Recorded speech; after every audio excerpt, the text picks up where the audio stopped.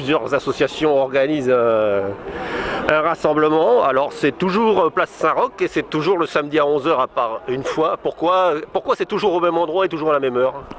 Le rendez-vous s'est institué et la place Saint-Roch c'est le lieu animé, c'est la place publique de Mont-de-Marsan le samedi matin. Donc ça nous paraissait tout à fait important d'être là où sont rassemblés les gens pour avoir un minimum de visibilité et puis au moins rendre un témoignage qu'il y a cette manifestation pour exprimer notre inquiétude et nos souhaits par rapport à l'évolution de la situation au Moyen-Orient.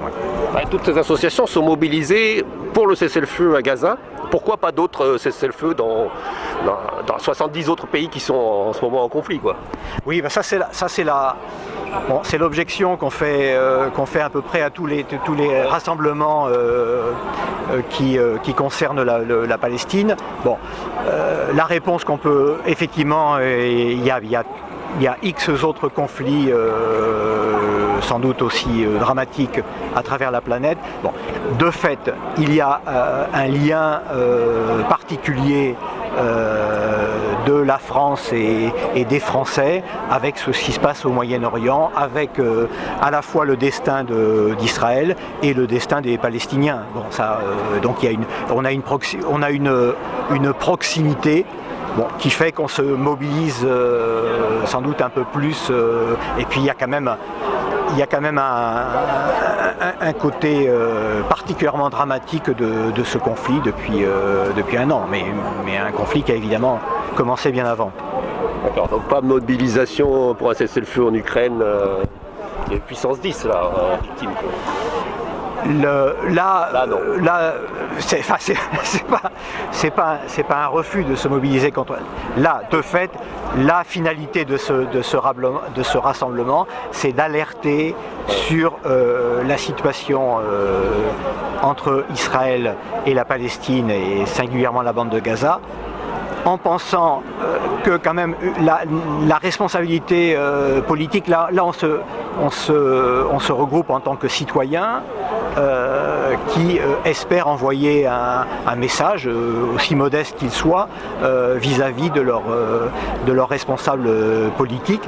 Et on pense qu'il y a une responsabilité particulière de la France, que la France, au sein de l'Union européenne, pourrait intervenir plus fortement pour faire stopper ce que vient de dire le président de la République ces derniers jours, le week-end dernier, et encore redit à Chypre hier, sur l'arrêt des livraisons d'armes. Bon, ça, les ONG le disent depuis le début du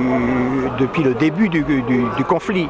Alors bon, l'État Israël a évidemment est un État qui a le droit de se défendre, mais là on n'est pas simplement dans la défense, on est dans la destruction de parties entières du territoire palestinien. Bon. Et là, soit en livrant des armes ou des éléments d'armes, soit en laissant, en n'ayant pas des interventions diplomatiques à la hauteur des violations du droit international qui sont avérées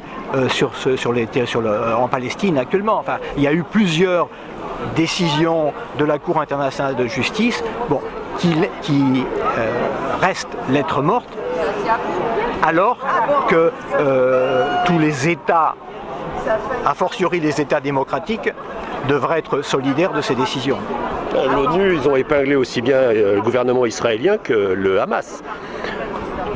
Et est-ce que vous trouvez des gens en France ou au gouvernement qui sont contre un cessez-le-feu au Proche-Orient? Ah ben, des gens qui... Tout le monde est pour un cessez-le-feu, a priori. Oui, mais là, ce que nous on réclame, Moi, chez des convaincus presque, non? Ah ben, les gens qui se retrouvent le samedi matin sont des convaincus, oui, de la nécessité d'un cessez-le-feu, mais de fait, les obstacles entre les déclarations qu'un cessez-le-feu serait souhaitable, et puis les faits des actes politiques qui amèneraient à ce que Israël change d'attitude, là on voit qu'il y a une distance importante. Donc la livraison des armes, on a un accord d'union entre l'Union européenne et l'État d'Israël, régulière, depuis un an. On demande que cet accord soit dénoncé, au moins mis en suspens, compte tenu de la situation. Et il y a des gestes qui pourraient être posés. Pour l'instant, ces gestes ne se sont pas produits. Vous reconnaissez les atrocités des deux côtés. Et Israël, c'est un tout petit État, surarmé, parce qu'il doit faire face à des grands États et à des grands peuples, mais qui veulent sa perte, qui veulent sa destruction. Et ils s'en cachent pas. Si on ne livre plus d'armes à Israël, ce petit État sera rayé de la carte. Non. Là, on peut pas rentrer dans la comptabilité des désastres, de comparer les désastres que produit le conflit en essayant de faire la part des choses entre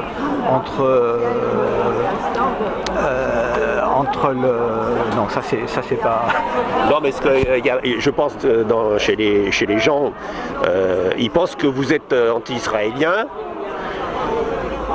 parce que anti-américain, et donc c'est l'Amérique derrière, c'est l'anti-américanisme un peu habituel de l'extrême gauche qui viserait donc les Américains et qui sont fidèles soutiens d'Israël. C'est un petit peu ça que les gens pensent. À tort ou à raison. Mais... Le sens de ces rassemblements, c'est pas de se porter, d'être juge de l'histoire, oui. C'est d'inviter, d'amener, d'appeler les consciences à ce que, effectivement, un cessez-le-feu, ça veut dire, la première revendication, c'est un cessez-le-feu. Donc un cessez-le-feu, ça veut dire d'abord on arrête, on stoppe, et ensuite c'est la condition minimale pour ensuite discuter, mais sans refaire. Israël fait face à des tirs du Hezbollah depuis des mois et des mois et des mois dans le nord, avec des populations israéliennes déplacées parce qu'elles se font tirer dessus. Ils ont eu les événements du 7 octobre, ils ont essuyé des tirs depuis le nord de Gaza. Il y a des extrémistes au Hamas, il y a un gouvernement sans doute extrémiste, et ces deux-là, comment on imposerait un cessez-le-feu, quoi. Et ils ont envie l'un l'autre de la disparition de l'autre. Donc, comment vous voyez la fin du... la déchéance de Netanyahou, le Hamas qui devient tout gentil, le Hezbollah tout gentil, les Iraniens tout gentils. Ça n'a jamais été le cas. Moi, je ne vais pas me positionner en analyste politique, ce que je ne suis pas. La fin du conflit, elle est sans doute loin. En tous les cas, dans l'immédiat, ce qu'il s'agit, c'est de rompre le cycle de la violence, parce que une chose est certaine, c'est que le cycle de la violence, lui, continuera indéfiniment. Tout dépend, quand on revient sur l'histoire, mais là, tout dépend à quel moment chacun a envie de faire commencer l'histoire à une date précise. Bon, malheureusement, l'histoire, elle n'a pas commencé le 7 octobre. Le 7 octobre, c'est aussi la conséquence de tout ce qui s'est passé auparavant. La bande de Gaza, été victime d'un blocus depuis le début des années 2000. C'est un camp à ciel ouvert, hein. Ils sont entourés de barbelés, ça fait des années qu'ils n'ont plus de port, plus d'aéroport, donc on empêche tout développement. Et après on s'étonne que l'Iran ou d'autres pays financent des organisations qui apportent quelque chose dans ces territoires-là, parce qu'on les empêche de aussi se développer, on va dire. L'enjeu, c'est que les voix qui appellent à la paix ou à la cessation immédiate des hostilités, les pacifistes sont muselés, soient plus fortes, des deux côtés, que ces voix-là soient plus fortes que celles des voix qui appellent au renforcement du cycle de la violence. Oui, parce qu'on ne voit pas très bien où ce cycle va amener, sinon à des nouveaux martyrs, et donc potentiellement dans 20, 30 ans, 50 ans, des moyens encore supplémentaires pour des Iraniens, des Hezbollah, et cette fois de rayer complètement le pays, quoi. Oui, mais la fin des conflits est aussi possible, et Dieu merci. Donc, là, on est à réclamer effectivement. Il faudrait la chute des mollahs en Iran, revenir à un pays plus modéré qui soutiendrait plus ces organisations. Je vais pas étendre l'analyse à l'Iran parce que j'en serais bien incapable. Non, là c'est. Notre rassemblement, il est tout à fait symbolique. C'est un rassemblement de gens qui souhaitent la paix et qui appellent à ce que des décisions soient prises, à commencer par des décisions en France, qui aillent dans le sens de la paix, au moins d'un arrêt à court terme des hostilités, parce que là, tout le monde est d'accord. Enfin, quand on lit la presse, au moins, tout le monde semble d'accord sur le fait que, effectivement, un conflit armé n'a pas de solution. C'est un engrenage sans fin. Il n'y a pas d'après. C'est ça qu'on reproche finalement à la politique de Netanyahou. Je détruis tout et donc on n'aura plus d'ennemis pendant un temps. Mais après, ça donne quoi?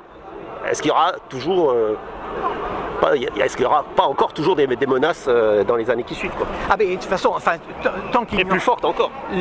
C'est de plus en plus fort finalement. Il tape de plus en plus fort. Oui, mais il tape de plus en plus. Il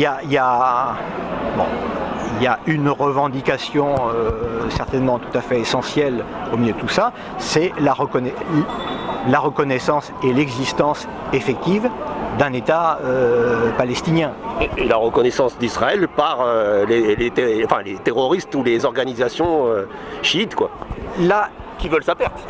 Tant qu'ils ne reconnaissent pas non plus. La reconnaissance de l'existence d'un État palestinien, ça veut dire l'acceptation effectivement qu'il y ait la coexistence de deux États, oui.